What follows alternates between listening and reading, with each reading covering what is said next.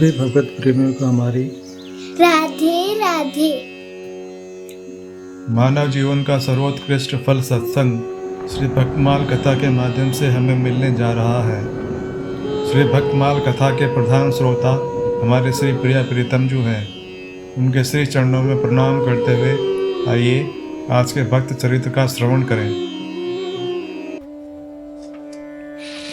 श्री यामुनाचार्य भारत में भक्ति के आचार्यों और दार्शनिकों ने जिस प्रकार भारतीय संस्कृति और धर्म समाज शिष्टाचार की रक्षा की, वह इतिहास की एक चिरस्मरणीय घटना है। श्री शंकराचार्य, श्री यामुनाचार्य, श्री रामानुजाचार्य, श्री मध्वाचार्य, श्री वल्लभ, श्री चैतन्य आदि ने इस शुभ कार्य में महान योग दिया। भक्ति की आदि भूमि दक्षिण भारत है। बड़े बड़े भक्ति के आचार्यों ने दक्षिण भारत में ही जन्म लिया था। श्री यामुनाचार्य महान भक्त, भगवान के परम विश्वासी और विशिष्टाद्वैत सिद्धांत के प्रचारक थे। भगवत भक्ति के प्रचार में उन्हें पूर्ण सफलता मिली। यामुनाचार्य का जन्म संवत 1010 विक्रम संवत में मथुरा में हुआ था। श्री वैष्णव संप्रदाय के आचार्य नाथ मुनि के पुत्र ईश्वर मुनि उनके पिता थे। पिता की मृत्यु के समय उनकी अवस्था 10 साल की थी। पितामह के संन्यास ले लेने पर उनका पालन पोषण दादी और माता की देखरेख में हुआ। वे बाल्यावस्था से ही अद्भुत प्रतिभाशाली और विद्वान थे। उनका स्वभाव बहुत मधुर, प्रेममय और उदार था। पांड्य राज के महापंडित कोलाहल को शास्त्रार्थ में परास्त करने के उपलक्ष्य में महारानी ने उन्हें आधा राज्य सौंप दिया था। रानी ने उनके विजयी होने पर आलवंदार की उपाधि से विभूषित किया था। यामुनाचार्य जब 35 साल के हुए, अपने देहावसान काल में नाथ मुनि ने शिष्य प्रवर राम मिश्र से कहा, ऐसा न हो कि यामुन राजकार्य में ही अपना अमूल्य समय बिता दे, विषय भोग में ही उनकी आयु बीत जाए। नाथ मुनि के देहावसान के बाद राम मिश्र यामुन को उनकी संपत्ति का अधिकार सौंपने के लिए ले जा रहे थे। रास्ते में श्री रंग के मंदिर में दर्शन के निमित्त आने पर यामुन के हृदय में सहसा भक्ति का स्रोत उमड़ आया। उनके हृदय में पूर्ण और अखंड वैराग्य का उदय हुआ। माया और राज्य भोग की प्रवृत्ति का नाश हो गया। उन्होंने शुद्ध हृदय से भगवान श्री रंग की स्तुति की।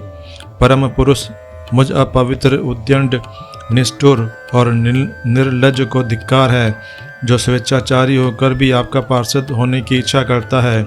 आपके पार्षद भाव को बड़े बड़े योगीश्वरों, अग्रगण्य तथा ब्रह्मा, शिव और सनकादि भी पाना तो दूर रहा, मन में सोच भी नहीं सकते।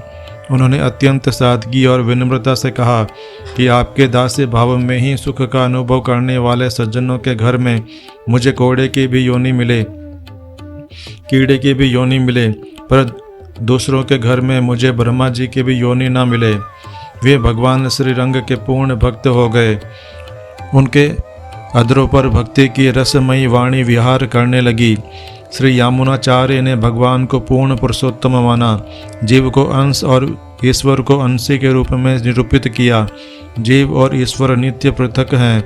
उन्होंने कहा कि जगत ब्रह्मा का परिणाम है, ब्रह्मा ही जगत के रूप में परिणत हैं। जगत ब्रह्मा का शरीर है, ब्रह्म जगत की आत्मा है। आत्मा और शरीर अभिन्न है, इसलिए जगत ब्रह्मात्मक है। ब्रह्म सविशेष सगुण अशेष कल्याण गुण गण सागर सर्वनियंता है।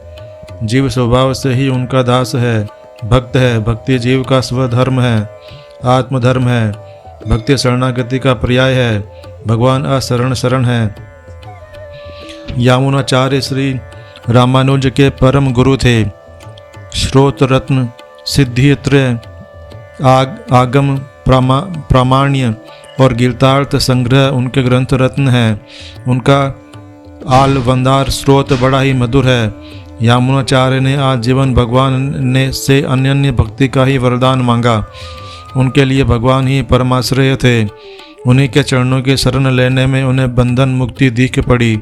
वे अपने समय के महान दार्शनिक, अनन्य भक्त और विचारक थे। यामुनाचार्य ने महाप्रयाण काल में श्री रामानुजाचार्य को याद किया, परंतु उनके पहुंचने से पहले ही वे दिव्य धाम को पधार गए। उनकी 3 अंगुलियां उठी रह गई। वही उनके मन में रही 3 कामनाएं थी जिनको श्री रामानुजाचार्य ने पूर्ण किया। आज के हमारे भक्त चरित्र का वर्णन इतना ही। कल हम एक नए भक्त चरित्र के साथ श्री प्रिया प्रीतम जी के समक्ष प्रस्तुत होंगे। आपको हमारी राधे राधे।